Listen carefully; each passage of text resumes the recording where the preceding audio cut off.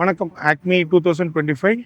Today we are demonstrating vertical machining center of two models. The first model is Chetak ATMC, which we have relaunched as a Chetak ATMC new, where we have changed the footprint of this machine by changing the column with extra wide column, A-shaped column, and the Y-axis span of this machine is extra wide.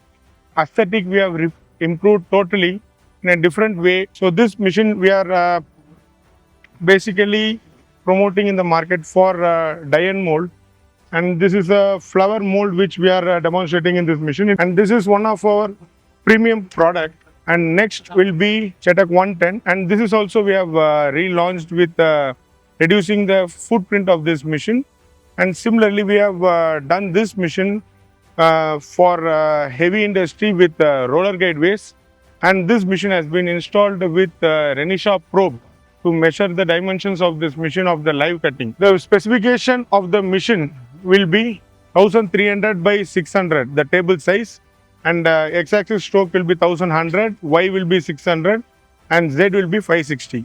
Both the machines are being fitted with the imported spindle Royal make BBT 40.